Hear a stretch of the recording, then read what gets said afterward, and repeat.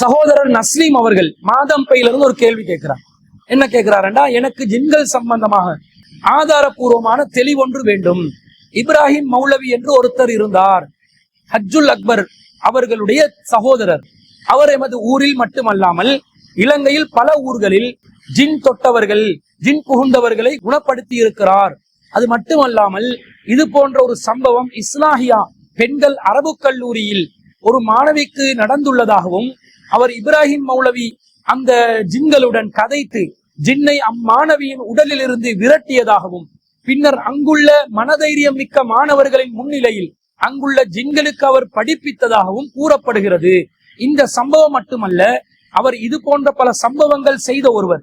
எனது கேள்வி என்னவென்றால், ஜின்கள் மனிதனிடம் பேசுமா, உரையாடுமா, மனித உடம்பில் புகுந்து அப்நார்மல் ஆக்டிவிட்டிஸ் செய்யுமா என்று அவர் ஒரு கேள்வியை கேட்கிறார். அதாவது சுருக்கமா என்னன்னு சொன்னா, ஜின்கள் மனிதர்களுடன் உரையாட முடியுமா, அவர்களுக்கு மனித உடம்பில் புகுந்து அசாதாரண அல்லது தீய செயல்களை செய்ய முடியுமா என்பதுதான் அந்த சகோதரனின் கேள்வியின் சுருக்கமாக இருக்கிறது. பொதுவாக பலரும் இந்த ஜின்கள் சம்பந்தப்பட்ட நம்பிக்கையில பலவிதமான வித்தியாசமான நம்பிக்கைகளை வைத்திருப்பதை பார்க்கிறோம். குறிப்பாக முஸ்லிம் சமூகத்துல ஒரு பள்ளி வாசல்ல இரவுல தனியா தங்கிராதீங்க, இந்த ஜின்கள் வந்து உங்களை தூக்கி கொண்டு போயிட்டு அவுள்ள போட்டுரும் என்ற மாதிரி சொல்ற பழக்கம் இருக்குது. ஜின்கள் உங்களோட உடம்புல மேல உங்களை தீண்டிரும் என்ற நம்பிக்கை. அதே போன்று ஆண்கள், இளைஞர்கள், திருமணமாகாதவர்கள் நீங்க தனிமையில் இருக்கும் பொழுது பெண் ஜின்கள் உங்களை தீண்டி விடலாம் என்ற மாதிரி நம்பிக்கையில் இருக்கக்கூடியவர்கள் இருக்கிறார்கள். இன்னும் பலவிதமான நம்பிக்கைகள்.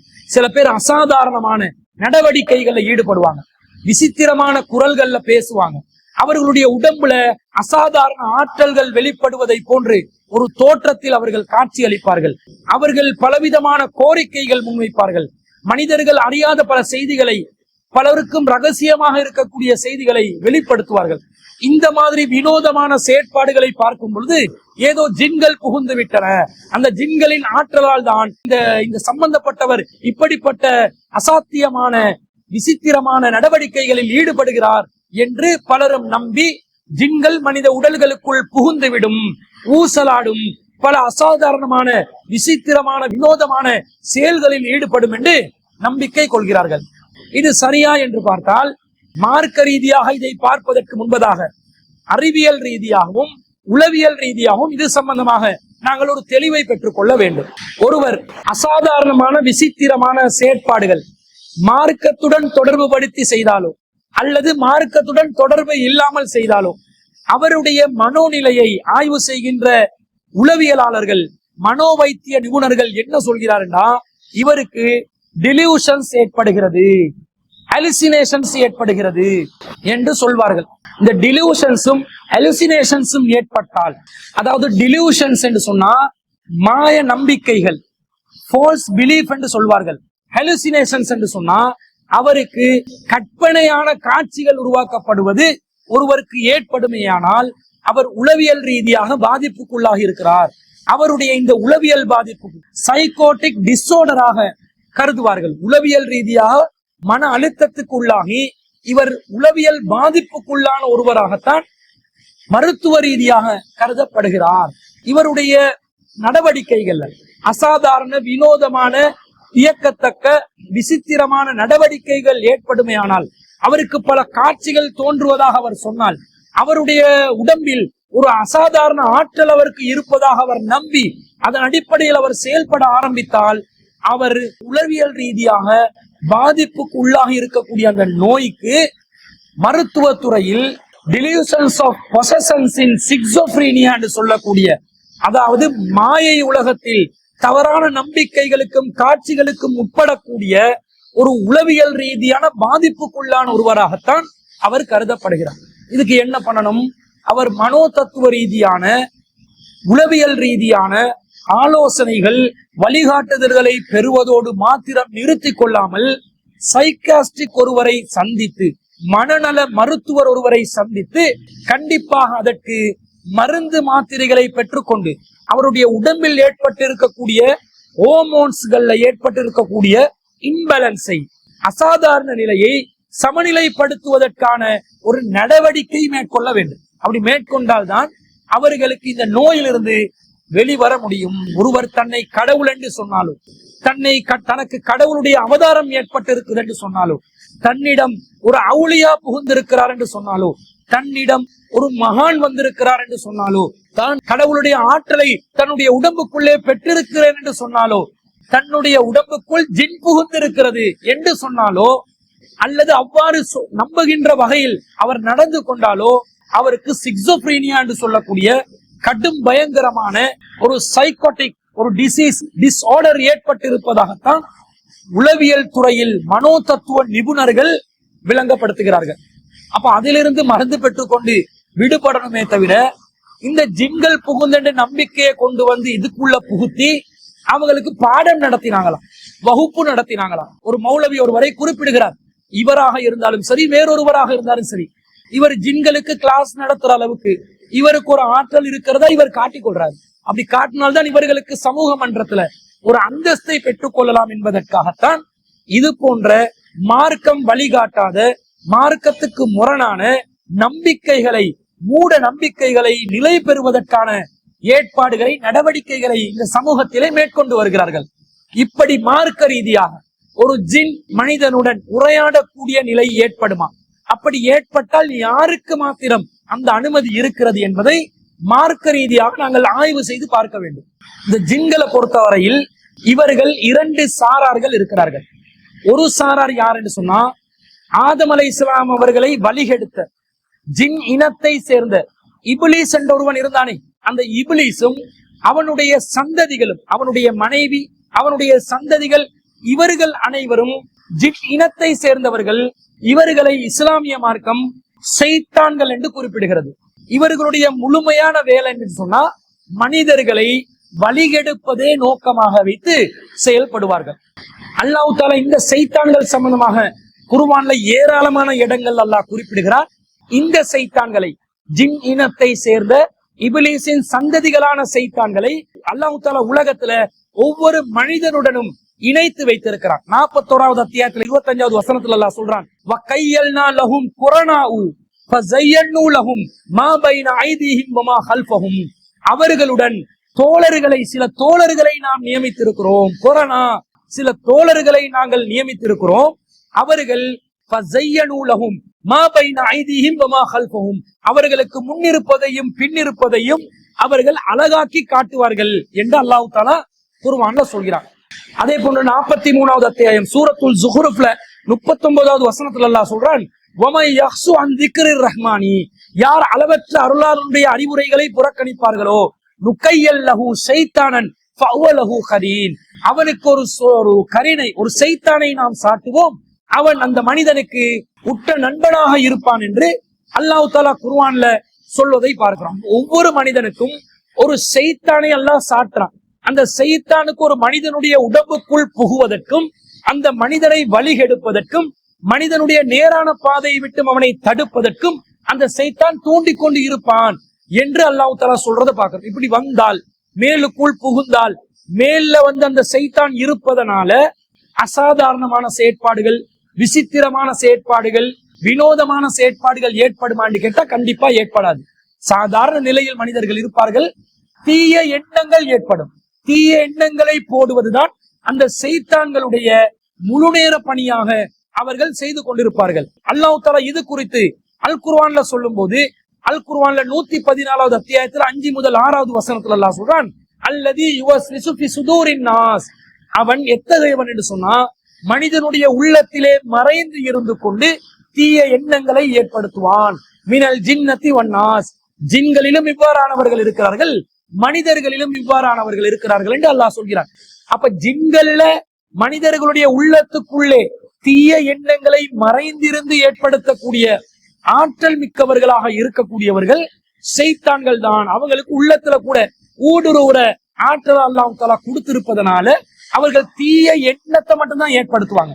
மனுஷனை பைத்தியமாக்குற வேலையெல்லாம் இந்த ஷைத்தான்கள் செய்ய மாட்டாங்க என்றதை நாங்க தெளிவாக விளங்கி கொள்ளலாம். நபிகள் நாயகம் ஸல்லல்லாஹு அலைஹி வஸல்லம் அவர்களும் சொல்கிறார்கள், ஒரு முறை ரசூலுல்லாஹ் தன்னுடைய மனைவியான சஃபியத் பின்த் ஹுயை ரலியல்லாஹு அன்ஹா அவர்களுடன் பள்ளிவாசல்ல வெளியில இருந்து பேசிக் கொண்டிருக்கிற நேரத்துல 2 நபி தோழர்கள், அன்சாரி தோழர்கள் கடந்து செல்வாங்க.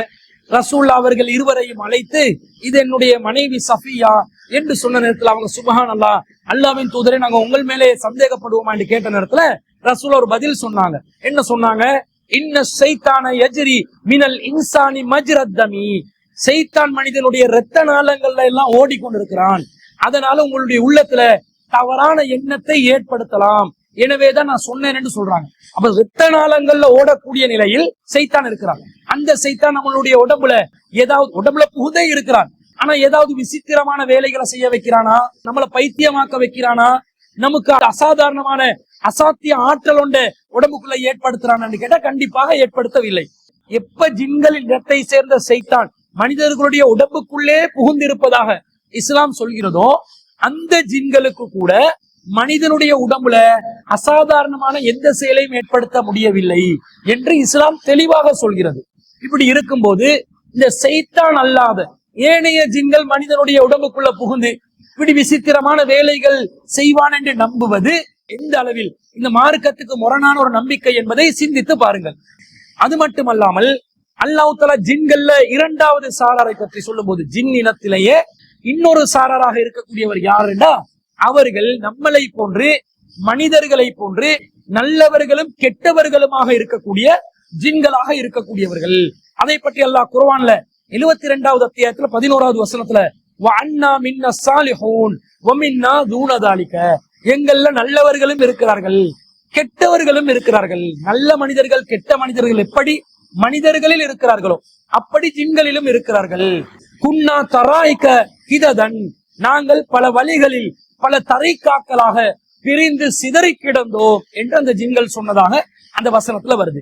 அதே போன்று 72வது அத்தியாயத்துல 4வது வசனத்துல அல்லாஹ் சொல்லி காட்டுறான், வஅன்னஹு கான யகூலு ஸஃபியுனா அலல்லாஹி ஸதகா, நம்மள மூடர்கள் சில பேர், சில மட ஜின்கள் இருந்தாங்க.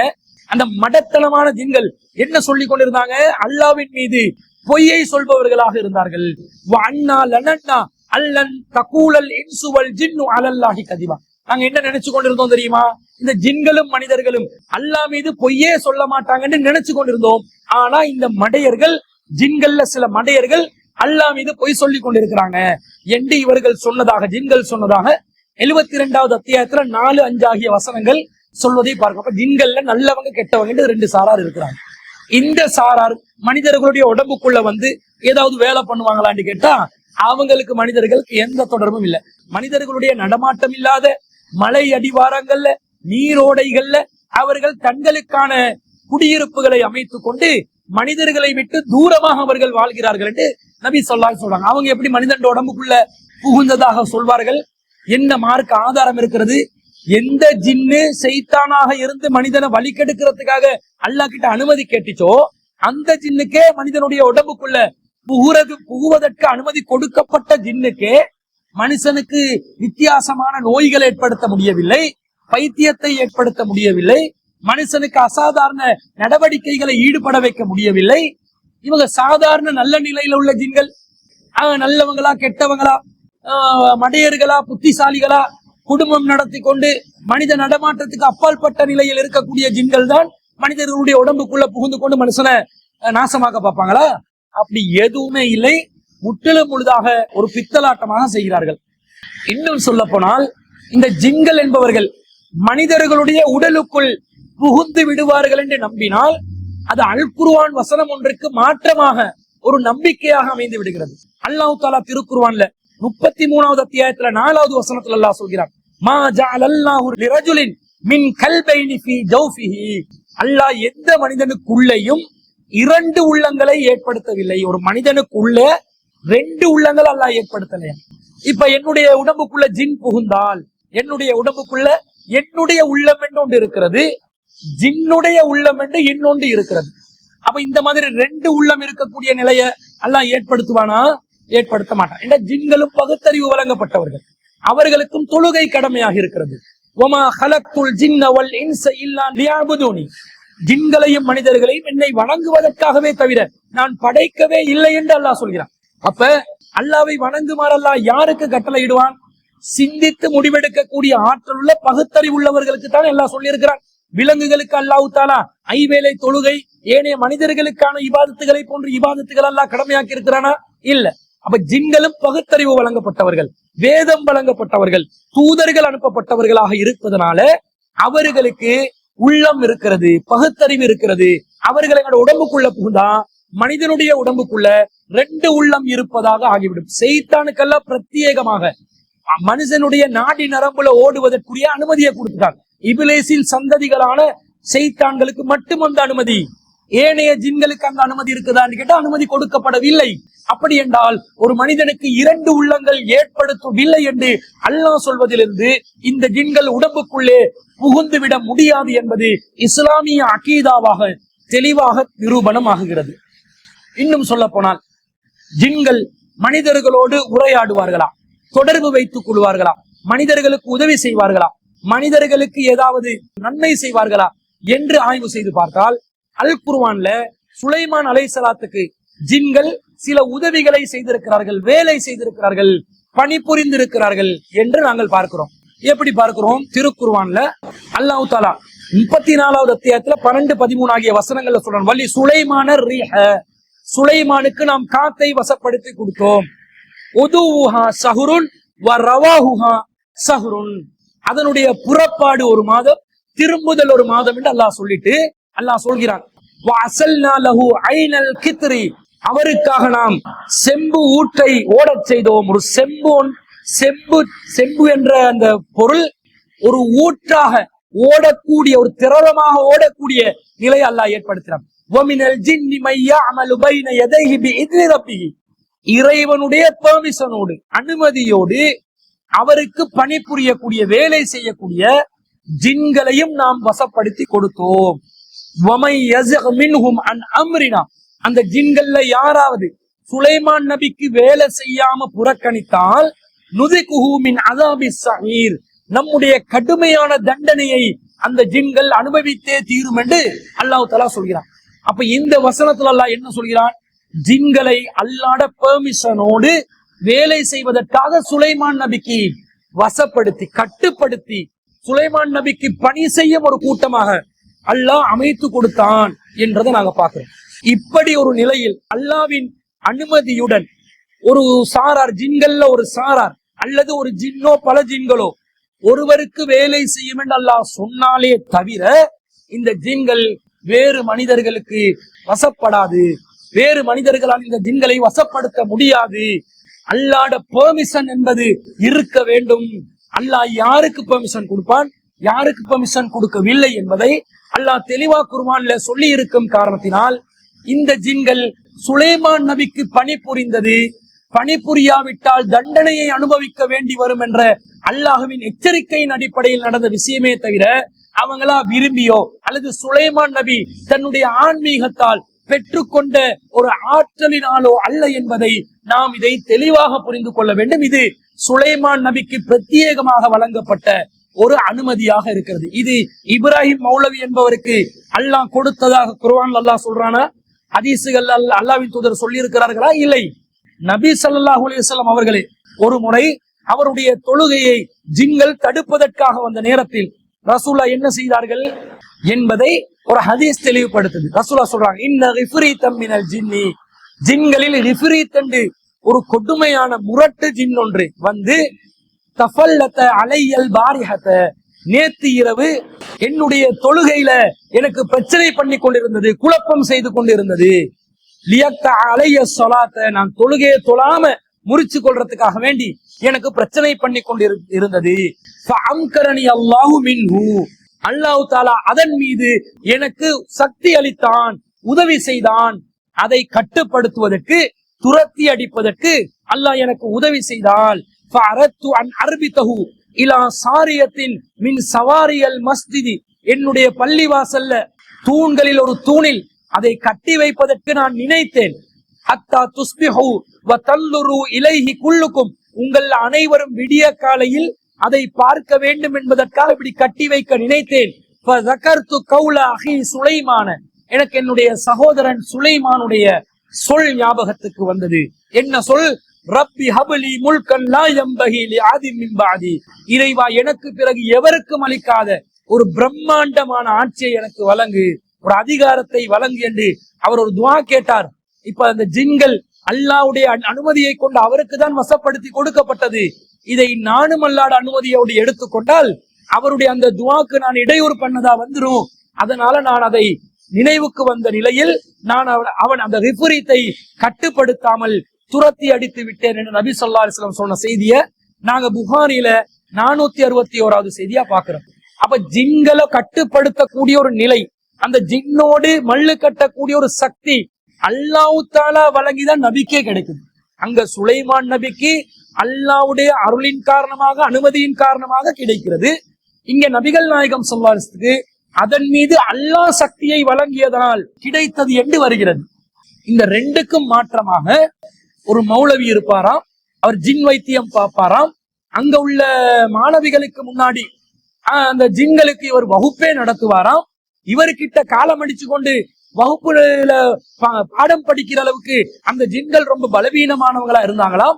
இந்த ஜின்கள் இப்ராஹிம் மௌலவியிடம் படித்துக் கொண்டு இருந்ததை அந்த மாணவிகள் எல்லாம் பார்த்தார்களாம் என்று எப்படியெல்லாம் ரீல் விடுறாங்க தெரியுமா, எப்படியெல்லாம் பொய்களை இட்டு கட்டுறாங்க தெரியுமா. அல்லாவின் தூதருக்கு மேலாக, சுலைமான் நபி அலைஹிஸ்ஸலாத்துக்கு மேலாக இந்த மௌலவிமார்களை கொண்டு போயிட்டு வைக்கிறதுக்காக இப்படி ஜின்களை வச்சு கதையை விட்டு கொண்டு இருப்பாங்க. இப்படி கதை விடுறாங்க, இவங்க கதை தான் விடுறாங்கன்றதுக்கு ஏராளமான சான்றுகள் இருக்குது. என்ன சான்று தெரியுமா? சுலைமான் நபிக்கு அல்லாஹ் தஆலா அந்த ஜின்களை வசப்படுத்தி கொடுத்தான் தானே. சுலைமான் நபி என்ன வேலை எல்லாம் செஞ்சாரு?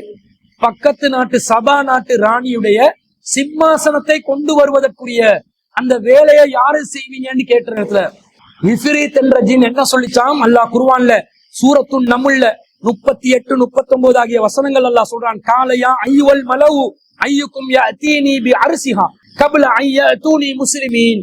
அவ எனக்கு சரணடைந்து வருவதற்கு முன்பதாக அவளுடைய அரிசை, சிம்மாசனத்தை என்னிடம் கொண்டு வருபவர் யார், உங்களில் யார் என்று பிரமுகர்களிடம் கேட்ட நேரத்துல காலது ஃபிரீத்துன் மினல் ஜின்னி, ஜின்னினத்தை சேர்ந்த இஃப்ரீத் என்பவன், அந்த இஃப்ரீத் கேட்கிறான், ஆனா ஆதிக பிஹி கப்ல அன் தகூம மின் மகாமிக, நீங்க உட்கார்ந்து எழும்புறதுக்கு முன்னாடி நான் அதை கொண்டு வந்து தருகிறேன். வ இன்னி அலைஹி லகவியுன் அமீன், நான் அதை செய்வதற்கு பலம் வாய்ந்தவன், நம்பிக்கைக்குரியவன், நம்பி அனுப்புங்க, அந்த வேலையை செய்யறேன். உட்கார்ந்து எழும்புறதுக்குள்ள நான் சிம்மாசனத்தை கொண்டு வந்து தாரேன் என்று இஃப்ரீத் என்ற ஜின் சொன்னதாக குர்ஆன் சொல்கிறது.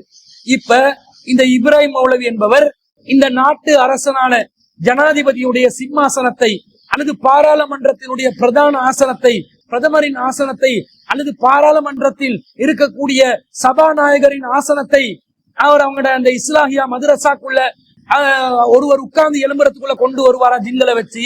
ஜின்களுக்கு பாடம் நடத்துறாரா இல்லையா? இவர் இப்ப ஜின்களுடைய ஆசானா இல்லையா? ஜின்களின் ஆசானான இவர் அவருடைய மாணவர்களுக்கு, மாணவர்களான ஜின்களுக்கு சொல்லி ஒரு சிம்மாசனத்தை தூக்கி வர்றதுக்குரிய வேலையை செய்யணுமா இல்லையா? செய்வாரா? செய்ய முடியவில்லை. அவருக்கு எதிராக பலவிதமான விமர்சனங்களும் குற்றச்சாட்டுகளும் ஈஸ்டர் தாக்குதல் அந்த குற்றச்சாட்டுடன் தொடர்பாக வந்திருந்தது. ஜின்களை வைத்துக் கொண்டு அந்த குற்றச்சாட்டை முன்வைக்கும் ஒவ்வொரு ஊடகத்துக்கும் எதிராக அவர் செயல்பட இருந்துச்சா இல்லையா? செயல்பட முடியவில்லை. அப்ப எல்லாம் விட்டு அடிக்கிறாங்க, பொய் விடுறாங்க. இல்லாத நம்பிக்கையோட மக்கள் மத்தியில ஏற்படுத்தி கொடுத்தாதான் இந்த ஆசிரியர்மார்கள் ஆசான்களாக, வித்தியாசமான பிரத்யேகமான ஆற்றல் மிக்கவர்களாக காட்டிக்கொள்ளலாம். இதற்கு விடக்கூடிய பொய்யாக இந்த செய்திகள் வருகிறதே தவிர இதுல எந்த விதமான உண்மையும் இல்லவென்பதை தெளிவாக நாங்கள் விளங்கிக் கொள்கிறோம். நபி ஸல்லல்லாஹு அலைஹி வஸல்லம் அவர்கள் இறுதி தூதராக நியமிக்கப்பட்டவர்கள். நபி ஸல்லல்லாஹு அலைஹி வஸல்லம் அவர்கள் மனிதர்களுக்கு மாத்திரம் தூதர் அல்ல, ஜின் இனத்தவர்களுக்கும் தூதர் தான். அந்த ஜின்களுக்கு நபிகள் நாயகம் ஸல்லல்லாஹு அலைஹி வஸல்லம் அவர்கள் குர்ஆனை கற்றுக் கொடுத்தார்கள், உரையாடினார்கள். அதே போன்று நபி ஸல்லல்லாஹு அலைஹி வஸல்லம் அவர்கள் ஜின் இனத்தவர்களுக்கு ஹலால் எது, ஹராம் எது, அவர்கள் சாப்பிடக்கூடிய உணவில் ஹலால் எது, ஹராம் எது என்று சாப்பாடு சம்பந்தப்பட்ட சட்டங்களை சொல்வதற்கும் ஏனைய உபதேசங்களை செய்வதற்கும் மதீனால இருந்து தூரத்துக்கு போய் சில பகுதிகளில் மலை அடிவாரங்கள்ல ஜின்களோடு இருந்து அவர்களுக்கு பாடங்களை படித்து கொடுத்து கற்பித்து கொடுத்து காலை நேரத்தில் பள்ளிவாசலுக்கு திரும்பி வந்ததாக எல்லாம் ஆதாரபூர்வமான செய்திகளில் நாங்கள் பார்க்கிறோம். இந்த தகுதி, இந்த அந்தஸ்து நபிமார்களுக்கு மாத்திரம் கொடுக்கப்பட்டிருக்குது. ஏனைய ஜின்களோ பார்க்கு மாற்றலோ அவங்க எங்களுக்கு கண்ணுக்கு விளங்கவும் அது அவங்க பார்க்கக்கூடிய சக்தியும் நாம் பெற்றவர்கள் அல்ல. அல் குர்ஆன் தெளிவாக சொல்கிறது, இன்னஹு யராக்கும் ஹுவ வ கபீலுஹு மின் ஹைசு லா தரவுனஹும், அவனும் அவருடைய கூட்டத்தாரும் நீங்கள் உங்களை பார்த்து கொண்டிருக்கிறார்கள், ஆனால் உங்களுக்கு அவர்களை பார்க்க முடியாது என்று அல்லாஹ் திருக்குர்ஆன்ல 7வது அத்தியாயத்துல 27வது வசனத்துல தெளிவாக சொல்கிறார். அப்ப அவங்களை எங்களுக்கு பார்க்கவும் முடியாது. நபிமார்களுக்கு மாத்திரம் அல்லாஹ் பிரத்யேகமாக அல்லாஹ்வுடைய அனுமதியோடு அல்லாஹ் விதிவிலக்காக கொடுக்கின்ற ஒரு ஆற்றலினால் தான் அந்த ஜின்களுக்கு உபதேசம் பண்ணுவதோ, அவர்களுடன் தொடர்பு வைத்து பேசுவதோ, அவர்களிடம் வேலை வாங்குவதோ, ஏதோ ஒரு காரியத்தை நகர்த்துவதோ செய்யலாமே தவிர ஏனைய எந்த மனிதருக்கு இந்த ஆற்றல் அபூபக்கர் ரலியல்லாஹு அன்ஹு அவர்களுக்கு வழங்கப்படவில்லை, உமர் ரலியல்லாஹு அன்ஹு அவர்களுக்கு வழங்கப்படவில்லை, அஸ்ரத்துல் முபஸ்ஸரால வரக்கூடிய எந்த ஒரு நபித்தோழருக்கும் வழங்கப்படவில்லை, ஏனைய நபித்தோழர்களுக்கும் வழங்கப்படவில்லை. இப்படி இருக்கும்போது இந்த சாதாரண மனிதர்கள், இந்த தற்காலத்தில் உள்ளவர்கள் ஜின்களை வச்சு வைத்தியம் செய்யறதாக ஆபரேஷன் பண்றானா, சில பேர் ஜின்னை வச்சு ஆபரேஷன் பண்றானா. அப்படி ஆபரேஷன் பண்ற ஆற்றல் தான் நிறைய பேருக்கு குணம் அடைஞ்சான். இப்படி ஆபரேஷன் பண்ற இந்த ஜின் வைத்தியர்களிடம் சொல்கிறோம், நீ போய் கேன்சர் ஹாஸ்பிட்டலுக்கு போயிட்டு அங்க இருக்கிற பச்சிலம் குழந்தைகள் கேன்சரால் பாதிக்கப்பட்டு கொண்டிருக்கிறாங்க, உண்ட ஜின்களை வச்சு ஆபரேஷன் பண்ணி நீ அந்த குழந்தைகளை குணப்படுத்தினால் கேன்சர் ஹாஸ்பிட்டல் ஒன்னையும் ஆபரேஷன் ஸ்பெஷலிஸ்டான அந்த ஜின்னையும் எடுத்து அவார்டு கொடுப்பாங்க அரசாங்கத்தால. உங்களையும் அந்த ஜின்களையும் கேன்சர் ஹாஸ்பிட்டல்ல மேஜர் டாக்டர்களாக உங்களுக்கு பதவியை கொடுத்து உங்களை கொண்டாடி மகிழ்வாங்க. பச்சை பொய்யா இல்லையா? எவ்வளவு பிரச்சனைகள் நடக்குது. இந்த ஜின்களை வச்சு என்னென்ன செய்யலாம்? ரசூல் ஸல்லல்லாஹு அலைஹி வஸல்லம் காலத்துல எத்தனை எதிரிகள் இருந்தார்கள், ரசூலுல்லாஹ்வுக்கு எதிராக எத்தனையோ எதிரி செயல்கள்ல ஈடுபட்டார்கள். அவர்களை ரசூல் ஸல்லல்லாஹு அலைஹி வஸல்லம் ஜின்களை வச்சு அழித்தார்களா? இல்லை. இந்த தற்காலத்துல இஸ்ரேல்ல ஒரு மிகப்பெரிய கொடூரனாக இருக்கக்கூடிய, மனிதர்களை பச்சையாக சாப்பிடுவதற்கு சமமான ஒரு மனித இனவெறி பிடித்த ஒரு மிருகமாக இருக்கக்கூடிய பெஞ்சமின் நெத்தன்யாகுவை ஜின்களை வச்சு அழிக்க முடியுமா இல்லையா? உங்களால முடிஞ்சிருச்சா? முடியவில்லை. ஏன் ஜின்களை உங்களால் வசப்படுத்த முடியாது என்பதால் நிதர்சனமான உண்மையாகவும் இருக்கிறது. அறிவியல் ரீதியாக ஜின்களால் பாதிக்கப்பட்டவர்கள் என்று சொல்லக்கூடியவர்கள் மருத்துவமனைக்கு சிகிச்சை பெறுவதற்கு அனுப்புங்கள், மனநல வைத்தியர்களிடம் அனுப்புங்கள், உடனடியாக அவங்களோட இம்பேலன்ஸ் ஆன ஹோமோன்களை சமநிலைக்கு கொண்டு வருவதற்கான ஏற்பாடுகளை செய்யுங்க. இந்த மாதிரி அவங்க பொதுமக்கள் தான் ஏமாந்து திரிகிறாங்கடா, அவங்களோட ஏமாத்தத்துக்கு தீனி போடுற மாதிரி மூட நம்பிக்கை வளர்க்கக்கூடிய இது போன்ற ஆலிம்சாக்கள் மார்க்கத்துக்கு சம்பந்தம் இல்லாத, மார்க்கத்துக்கு எதிரான, மார்க்கத்தை வித்து பிளப்பு நடத்தக்கூடிய அல்லது தங்களுக்கு ஒரு பிரத்யேகமான ஆற்றல் இருப்பதாக மக்கள் மத்தியிலே நம்ப வைக்கக்கூடிய ஒரு போலியான பித்தலாட்டமான ஒரு காரியத்தில் தான் ஈடுபடுகிறார்கள் என்பது இந்த சொன்ன செய்திகளிலிருந்து நமக்கு தெளிவாக விளங்கிக் கொள்ள முடியும். எனவே ஜின்களால் யாராலும் உரையாட முடியாது, தொடர்பு வைக்கவும் முடியாது. நபிமார்கள் அல்லாஹ் யாருக்கு அனுமதி கொடுத்தானோ அவர்கள் மட்டும்தான் ஜின்களோடு தொடர்பு வைப்பார்கள். நபிகள் நாயகம் ஸல்லல்லாஹு அலைஹி வஸல்லம் அவர்கள் இறுதி தூதர் என்பதனால், ஜின்களுக்கும் நபியாக அனுப்பப்பட்டவர்கள் என்பதனால குர்ஆனை கற்றுக் கொடுப்பதற்கும் சட்டங்களை கற்றுக் கொடுப்பதற்கும் மாத்திரம் ஜின்களை நபிகள் நாயகம் ஸல்லல்லாஹு அலைஹி வஸல்லம் அவர்கள் சந்தித்து பேசி உரையாடி இருக்கிறார்களே தவிர இந்த ஆற்றல் வேறு எவருக்கும் வழங்கப்படவில்லை என்பதுதான் இஸ்லாத்தின் அடிப்படை அகீதா சார்ந்த நம்பிக்கையாக இருக்கிறது என்பதை அந்த சகோதரர் கேட்ட கேள்விக்கு பதிலாக நாங்கள் பதிவு செய்து கொள்கிறோம்.